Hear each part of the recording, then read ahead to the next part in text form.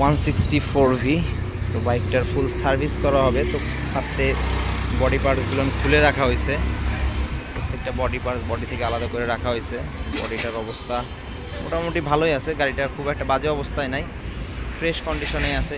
ময়লা জমা ময়লা আছে কিছু আটকানো, আর চেসিসের ভিতরে কিছু ময়লা আছে, অনেক পুরানো ময়লা আটকায় আছে, সকারটাও ময়লা দিয়ে ভরা। তো আমরা ফার্স্টে টেপিং করে নিছি এই সব জায়গা দিয়ে, প্রত্যেকটা জায়গা কিন্তু আমরা এভাবে টেপ করে নিই। অনেকে ভিডিও দেখেন ভাবেন যে পানি ঢুকবে, তো যেখানে যেখানে পানি যাওয়ার চান্স থাকে আমরা ভালো করে টেপ করে নিই। পুরো বাইকটাই খুলে নিছি, বডি পার্টসগুলো আলাদা করা আছে। তো এই বডি পার্টস মেনেই সার্ভিস হচ্ছে 3টা স্তরের ওয়াশ দিই আমরা। প্রত্যেকটা বডি পার্টস ঠিক এভাবে আলাদা আলাদা করে খুলে নেওয়ার পরে ওয়াশ করে দিই। বডিটাও ওয়াশ করব, ওয়াশের পরে কী কী কাজ পাচ্ছেন সেইগুলো আমি দেখাবো, সাথে থাকবেন। ওয়াশ করে দেবো ভালো করে, এটাতে লিকুইড দিয়ে নিচ্ছি। ফার্স্টে আমরা পানি দিয়ে পরিষ্কার করে নিচ্ছি, ময়লাগুলো সফট করে নেওয়ার পরে লিকুইড দিয়ে দিচ্ছি। লিকুইড দেওয়ার পরে ভালো করে ঘষে নেব। ট্যাঙ্কির ভিতর সাইডে যে ময়লাগুলো কিন্তু বাইক পুরাপুরি না খুললে এভাবে ক্লিন করা যায় না। তো আমরা ভালো করে ক্লিন করে দিব এই সাইডটা। এই জায়গাগুলো একটু সফটভাবে ক্লিন করার চেষ্টা করবেন যারাই করেন, অনেক সফট প্লাস্টিক এগুলা, সাবধানতার সাথে এই প্লাস্টিকগুলো ক্লিন করে দেই। লিকুইড দেওয়ার পর আমরা প্রত্যেকটা সাইড, ছোট ছোট যে সাইডগুলো আছে এগুলো হাত দিয়ে ভালো করে ঘষে নিই। বডি প্লাস্টিকগুলো সুন্দর করে সফটভাবে আমরা ক্লিন করার চেষ্টা করি। তো ক্লিনেই সময় লাগে, ক্লিনটায় অনেক সময় লাগবে, মেন হচ্ছে সবসময় এই ক্লিনটা করা যায় না। তো যখন এই সার্ভিসটা পুরো বাইকটা যখন খোলা হয় তখন এই ক্লিনটা করা পসিবল হয়। ক্লিনটা করতে সময় লাগবে আমাদের, দুজন মিলে ক্লিন করা হয়, তারপরেও অনেকটা সময় লেগে যায়। পুরো বাইকটা এইভাবে ক্লিন করা হবে। ক্লিন করার পর তারপরে সেটিংয়ে যাওয়া হবে। দেখতে পাচ্ছেন কতগুলো পার্টস থাকে একটা বাইকে, প্রত্যেকটা বডি পার্টস এবং বডি ছোটো ছোটো জায়গাগুলো, এই জায়গাগুলো আমরা সুন্দর করে ক্লিন করার চেষ্টা করি। ওয়াশের ভিডিওটা বড় করতেছি না, পুরা বাইকটাই আমরা ঠিক এইভাবে ওয়াশ করব। ওয়াশের পর ফিটিংয়ে যাব। এই ওয়াশটা করতে 1-1.5 ঘন্টার বেশি সময় লাগে। 3টা স্তরের ওয়াশ হয়, সেকেন্ড ওয়াশ চলতেছে এটা।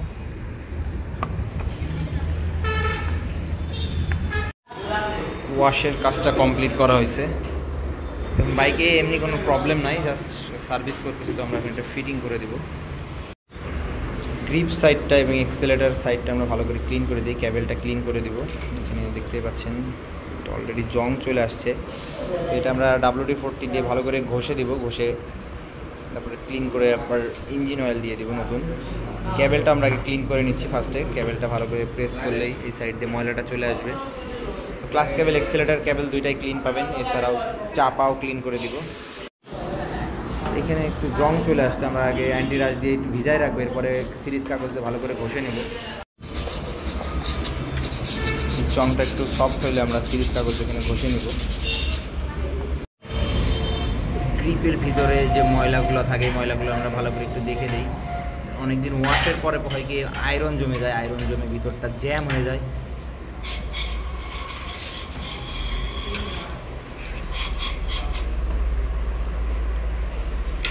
ভালো করে ক্লিন করার পরে নতুন ইঞ্জিন অয়েল এই জায়গাটা আমরা দিয়ে দিই, কারণ নতুন ইঞ্জিন অয়েল দিলে জায়গাটা অনেক ফ্রি হয়ে যায়, অনেকটাই স্মুথ হয়ে যাবে।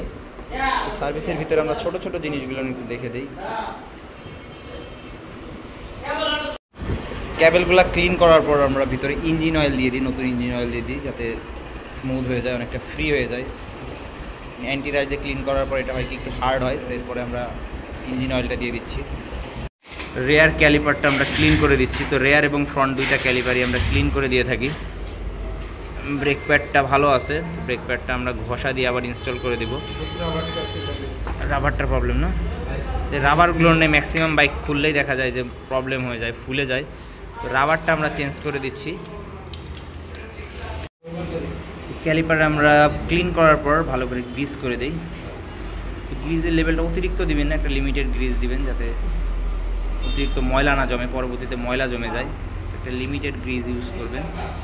আমরা গ্রিজিং করে দেবো এবং ক্লিন করার পরে গ্রিজটা করা খুবই দরকার। তো ব্রেক প্যাডটা আমরা ভালো করে ঘষে দিই, যদি ভালো থাকে, অনেক ভালো আছে তো আমরা এটা ঘষে দিচ্ছি। তো কার্বোরেটরটা ক্লিন করে দেবো আমরা। কার্বোরেটরের তো মোটামুটি আমরা কার্বোরেটরটা দেখে দিচ্ছি, মোটামুটি একটু ময়লা আছে, স্বাভাবিক বিষয়টা, হালকা একটু কার্বন জমে ভিতর সাইডে দেখতেই পাচ্ছেন। তো আমরা পিস্টনের অবস্থা কি, পিস্টনটা ভালো আছে, পিস্টনটা অনেক ভালো আছে। তো বাইকে তেমন কোনো মেজর প্রবলেম নাই, জাস্ট একটা সার্ভিস করা হচ্ছে। তো আমরা সার্ভিসের ভিতরে কার্বোরেটর ক্লিন এবং যে কাজগুলো আপনারা সার্ভিসের ভিতরে পেয়ে থাকেন এই ভিডিওগুলো আমরা করে দেওয়ার চেষ্টা করি।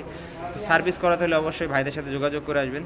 তো কার্বোরেটরটা ক্লিন করতেছি আমরা, আউটসাইড ইনসাইড সবই ক্লিন করে দিই। তো মোটামুটি সবই ভালো আছে, জাস্ট আমরা ক্লিন করে দিচ্ছি। রেয়ার স্টিকটা আমরা গ্রিস করে দিব ভালো করে। তো রেয়ার স্টিকটা গ্রিস করে দিলে অনেক সময় হচ্ছে শব্দ হয়, ক্যাচ ক্যাচ শব্দ হয়। তো রেয়ার স্টিক ফ্রন্ট স্টিক দুইটাই এভাবে আমরা গ্রিস করে ইনস্টল করে দিব। ফ্রন্টের ক্যালিপারটা আমরা ক্লিন করে দিই। তো বাইকটা অনেক ফ্রেশই আছে, খুব একটা ময়লা কোথাও তেমন একটা ময়লা পাওয়া যায় না। ফ্রন্টের ক্যালিপারটা আমরা গ্রিস করে দিচ্ছি ভালো করে।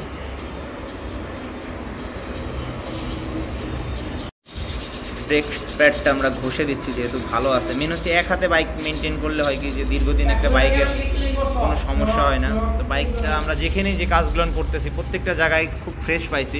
তো ভাই মেন হচ্ছে এক হাতে বাইকটা মেনটেন করে চালায়। তো চেষ্টা করবেন বাইক এক হাতে চালানোর, উল্টাপাল্টা গাড়ি চালাইলেই গাড়িতে প্রবলেম হয়। তো 22,000 চলছে বাইকটা, আহামরি কোনো প্রবলেম ফেস হয় না এখন, পার্টসগুলোও সঠিক আছে। ফুয়েল ট্যাঙ্কিটা আমরা দেখে দিব, ফুয়েলটা ফেলে দেখবো যে কি অবস্থা আছে।